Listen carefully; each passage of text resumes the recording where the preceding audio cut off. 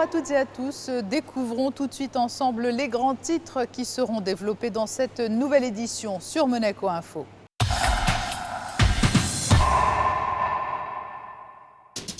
Nous nous rendrons tout d'abord à Venise où le prince souverain a participé à une conférence sur les glaciers alpins ainsi qu'un dîner de levée de fonds au profit de sa fondation.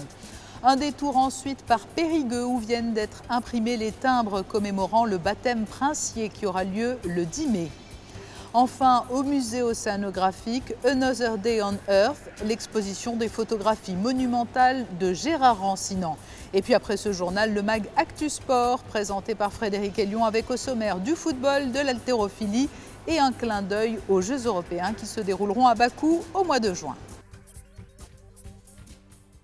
Mais avant de revenir sur tous ces titres, vous le savez, samedi, le Népal a été durement éprouvé par un tremblement de terre. Sur place, c'est la désolation et l'aide humanitaire commence à s'organiser pour venir en aide aux populations sinistrées. Très rapidement, après l'annonce de cette catastrophe, le gouvernement princier a tenu à exprimer sa solidarité avec le peuple népalais et a annoncé qu'il allait envoyer une aide d'urgence. La politique internationale de la principauté est également illustrée avec la traditionnelle conférence annuelle diplomatique. Michel Roger a réuni autour de lui au ministère d'État lundi l'ensemble des ambassadeurs de la principauté. L'occasion de faire le point sur de nombreux dossiers tels que les accords fiscaux récemment signés dans le cadre des procédures OCDE, ainsi que l'attractivité médicale de Monaco ou le projet d'extension en mer. Sachez également qu'a eu lieu ce lundi une cérémonie à la Maison de France, une cérémonie du souvenir en mémoire des victimes et des héros de la déportation, en présence de Michel Roger, le ministre d'État, et de nombreuses personnalités de la principauté. Je vous le disais donc en titre, la branche italienne de la Fondation Prince Albert II de Monaco a organisé une grande soirée de gala vendredi à Venise. Tous les fonds récoltés lors de cette soirée seront destinés à financer les actions soutenues par la Fondation au niveau international. Le reportage à Venise de Vanessa Dessy et Sylvain Péroumal. Elle est souvent décrite comme une ville en danger. Venise, située dans le nord-est de la péninsule italienne, est bâtie au milieu d'une lagune totalisant plus d'une centaine d'îles et d'îlots. Son équilibre repose donc sur une délicate harmonie entre eau douce et eau de mer. La menace provient surtout de sa position géographique. La préservation de l'environnement de Venise fait depuis des années l'objet de multiples études. Et c'est ici que la Fondation Prince Albert II, branche italienne, a souhaité organiser son dîner de gala. Les bénéfices de la soirée serviront au financement des projets soutenus par la Fondation au niveau international. La branche italienne sont celles de faire connaître de plus en plus les activités de la Fondation, les intérêts de la Fondation, donc les intérêts du prince souverain, de Monseigneur. Et donc, d'un côté, de développer aussi les rapports avec le monde scientifique et bien sûr faire ainsi, comme ce soir par exemple, de faire du fundraising pour essayer de contribuer de plus en plus aussi aux activités de la Fondation dans le monde. C'est important d'un côté parce que c'est une soirée dans laquelle on est allé en overbooking, si je peux dire, donc une participation très importante si on considère, disons, la situation générale italienne. Donc comme toute l'Europe, nous vivons aussi un petit peu la crise financière et économique. Donc cela veut dire, disons, une présence, une connaissance de plus en plus importante, majeure des activités du prince, des activités de la Fondation. La branche italienne de la Fondation soutient des projets et valorise les initiatives de différentes organisations œuvrant sur les problématiques environnementales en Italie. Elle est une force de proposition supplémentaire dans le cadre de la Fondation Prince Albert II de Monaco. La branche italienne, qui est donc l'une des 8 branches étrangères de la Fondation, est particulièrement active et le bureau de la branche italienne organise régulièrement, pratiquement chaque année, un événement social afin de mieux faire connaître la Fondation et puis aussi de collecter des fonds qui permettent la réalisation des projets.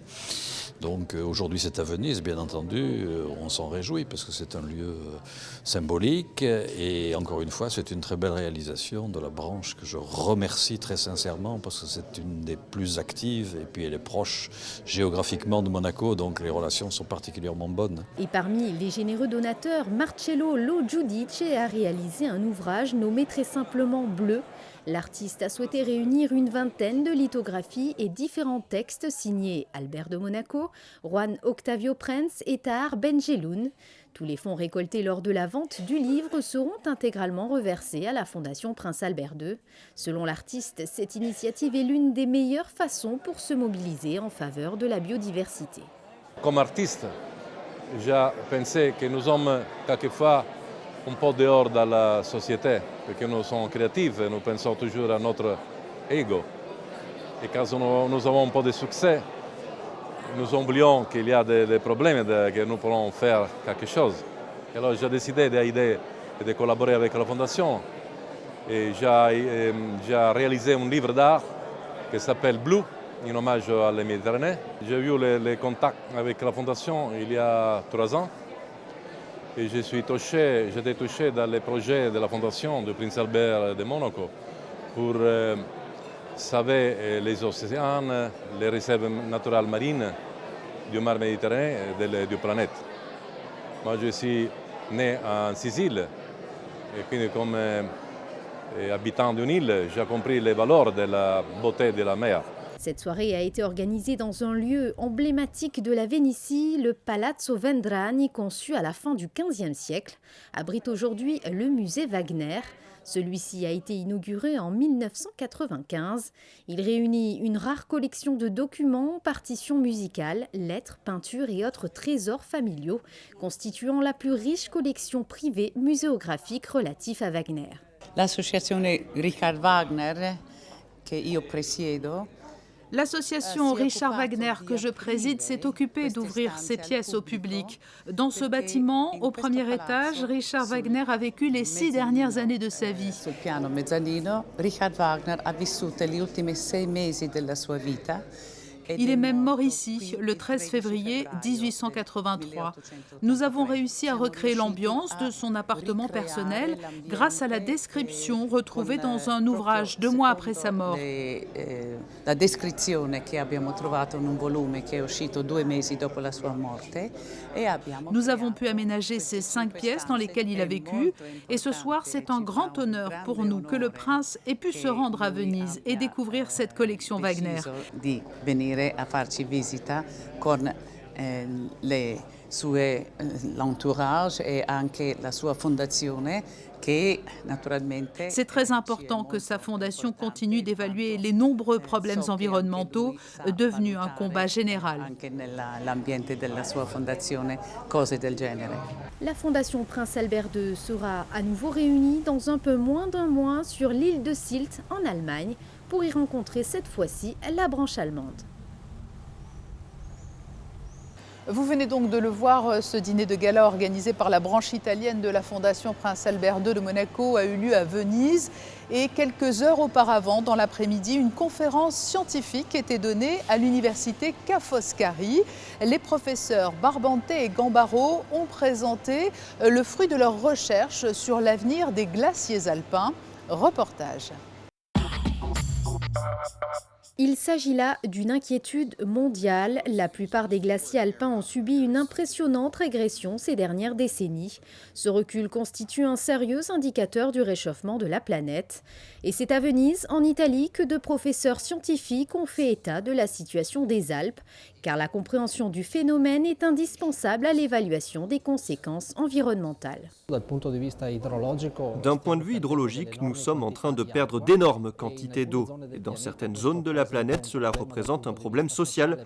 Car par exemple, en Inde, des populations vivent vraiment sur les réserves d'eau qui dérivent des glaciers. Et puis, nous perdons également des informations formidables sur le climat du passé, du présent et sur les prévisions que nous pourrions faire dans le futur. Dans les années 80, la couverture glaciale diminue déjà de 10%. Le retrait des glaciers s'est ensuite accéléré au cours des 35 dernières années. Les émissions de gaz à effet de serre liées aux activités humaines sont devenues les principales responsables de la fonte des glaciers. Jusqu'ici, les chercheurs n'étaient pas parvenus à confirmer cette thèse, mais aujourd'hui, ils ont davantage de preuves de l'influence de l'homme sur le climat. Il est prouvé que l'homme est le principal responsable du changement climatique, à cause surtout des émissions de gaz à effet de serre. Il est vrai que depuis la révolution industrielle, le phénomène s'est vraiment amplifié. Des chercheurs travaillent depuis de nombreuses années sur de réelles solutions pour stopper le phénomène. Pour limiter le réchauffement de la planète, les émissions de gaz à effet de serre doivent considérablement diminuer d'ici 2050. De nombreuses études démontrent déjà que cet objectif est réalisable, mais il faut entreprendre d'urgence des actions d'envergure, et ce, à tous les niveaux. Nous restons hors des frontières pour nous rendre cette fois à Périgueux. Le 10 mai prochain sera célébré en la cathédrale de Monaco le baptême des enfants princiers, le prince héréditaire Jacques et la princesse Gabriella. À cette occasion, l'Office des timbres et des monnaies de la principauté a décidé de faire réaliser 2 timbres spéciaux. Nous avons pu en suivre la conception à l'imprimerie de Boulazac en banlieue de Périgueux. Il s'agit de 2 photos prises par les photographes officiels du Palais Princier, Gaëtan Lucie et Frédéric Nébinger. Ces 2 clichés réalisés à la maternité de Monaco et lors de la présentation officielle des enfants princiers le 7 janvier vont doublement entrer dans l'histoire. Ils ont en effet été choisis pour illustrer les timbres spéciaux qui accompagneront la célébration le 10 mai du baptême du prince héréditaire Jacques et de la princesse Gabriella. Nous avons essayé de sélectionner les clichés qui se prêtaient le mieux pour ce genre d'exercice et on a décidé de faire un bloc, c'est-à-dire un feuillet philatélique spécial avec 2 timbres-poste dans ce bloc. C'était un peu difficile de les faire dessiner. Donc on a préféré prendre les clichés officiels qui ont été tirés à la maternité et lors de la présentation des enfants en janvier. Il y a une partie conception à l'Office des timbres avec notre graphiste qui a d'abord fait des maquettes qui ont été soumises au souverain et à la princesse qui ont choisi, qui ont demandé des modifications et ensuite leur choix a été transmis ici à l'imprimerie. Par convention, le système postal monégasque est le même système que celui de la France. L'imprimerie de Boulazac près de Périgueux est donc le lieu d'impression des timbres de la principauté. Le bâtiment immense s'étale sur plus de 26 000 mètres carrés et accueille plus de 450 personnes. C'est un timbre événement pour la principauté, mais c'est un timbre événement pour nous aussi. D'ailleurs, l'ensemble des personnels qui ont été en contact avec, que ce soit avec l'image lors de la conception ou lors de la réalisation, ont tous fait l'éloge de la qualité, de la beauté du timbre et bien évidemment du sujet traité. La chaîne de production de l'imprimerie de Boulazac s'organise autour d'un interminable couloir de plus de 200 mètres qui conduit aux différentes salles de travail. La salle de la publication assistée par ordinateur, la salle des plaques offset et enfin l'impression. Notre client Monaco nous fait une commande. Donc nous commençons à travailler sur la maquette, sur le fichier qui est fait. Donc nous allons faire tout un processus photographique pour l'adapter aux moyens de reproduction. Et nous allons aussi mettre les mentions obligatoires, c'est-à-dire le nom du pays, le prix et la signature de la personne qui aura fait la maquette. Donc là, nous allons travailler étape par étape, c'est-à-dire faire un fichier avec des images reportées qui vont bien sûr servir à faire nos plaques offset pour l'impression sur machine. Et bien entendu, il y aura du façonnage, du perforage aussi, une chose à faire avant de façonner. 75 000 blocs de timbres commémorant le baptême des enfants princiers ont été tirés. Chaque année, l'Office d'émission des timbres et des monnaies de Monaco commande ici à Périgueux 50 timbres pour des parutions allant de 50 000 à 80 000 timbres chacun. Et je profite donc de l'occasion pour vous rappeler que le baptême des enfants princiers sera donc célébré le 10 mai en la cathédrale de Monaco, une cérémonie qui sera retransmise en direct sur Monaco Info à partir de 9h55. Le célèbre photographe Gérard Rancinan fait actuellement étape en principauté. Il expose une dizaine de ses œuvres en plein cœur du musée océanographique jusqu'au 8 juin. L'installation a été baptisée Another Day on Earth. En voici un avant-goût. Le musée océanographique poursuit sa politique d'ouverture vers les grands artistes contemporains. Après Damien Hirst ou Mark Dion, pour ne citer qu'eux, c'est cette fois un grand nom de la photographie qui a pris possession de l'édifice mythique. Gérard Rancinan a installé 14 photographies inédites et monumentales dans le salon d'honneur du musée. Et il y a quelque temps, il me dit mais depuis 2010, en fait, je photographiais des horizons marins, mais dans une démarche très personnelle, très intimiste. Je n'avais pas forcément l'intention de les exposer, de les montrer, mais l'occasion fait le larron et je pense qu'ils iraient tellement bien au musée océanographique que je vais dévoiler ce pan de mon intimité. Et pour cette série, Gérard Rancinan s'est inspiré de paysages de son enfance, lui qui a grandi près de Bordeaux avec l'océan Atlantique pour horizon. L'angle choisi est toujours le même, seuls les instants changent. J'ai pas voulu photographier une réalité, j'ai voulu photographier une pensée, j'ai voulu photographier une mémoire, j'ai voulu photographier comme on photographierait une poésie. Et pour moi, une poésie ou une mémoire, c'est peut-être pour laisser la couleur au rêve, c'est de faire abstraction de la couleur dans la photographie.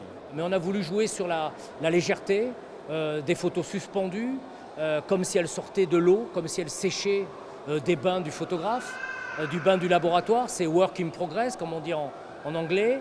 C'est les petits mots suspendus du livre de Caroline Gaudriot, qui a réalisé ce livre à travers ses photographies. C'est ces vidéos, et c'est un ensemble de légèreté qui sont des photos qui sèchent, qui sont éphémères et qui montrent la fragilité de l'existence, la fragilité de la vie, la fragilité des océans. Pour cette exposition, Gérard Rancinan a également fait appel à l'une de ses complices de travail, l'auteure Caroline Gaudriot, a posé des mots sur les photographies de son ami, des mots, des phrases parfaitement calligraphiées et au cœur desquelles le visiteur est invité à se plonger. J'ai surtout regardé les monochromes parce qu'il y a l'essentiel qui était représenté, c'est-à-dire cette ligne d'horizon qui est devenue mon obsession.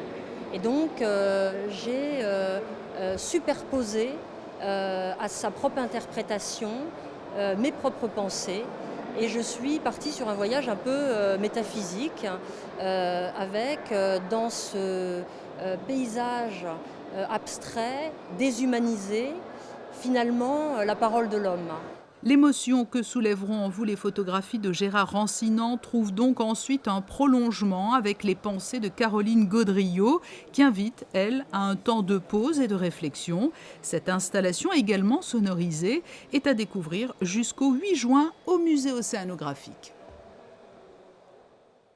Et avant de conclure ce journal, encore une note positive puisque l'amélioration des conditions météo est annoncée après un début de semaine pluvieux. Ce mardi, nette amélioration du temps, pas de pluie, ciel bleu et quelques nuages passagers, vent modéré encore irrégulier, température douce. Mercredi, confirmation de l'amélioration, une belle journée calme, de rares nuages et des températures agréables. Jeudi, temps sec et assez ensoleillé, ciel nuageux le soir. Les températures seront légèrement supérieures aux normales saisonnières. Vendredi 1er mai, un soleil plus intermittent, sans détérioration notable du temps. Peu de changements au niveau des températures. À suivre dans un très court instant sur Monaco Info, le mag Actu Sport présenté par Frédéric Elion, avec au programme du football et la très belle victoire de Monaco face à Lens 3-0, ainsi qu'un clin d'œil à la Fédération monégasque d'haltérophilie. À très bientôt sur Monaco Info.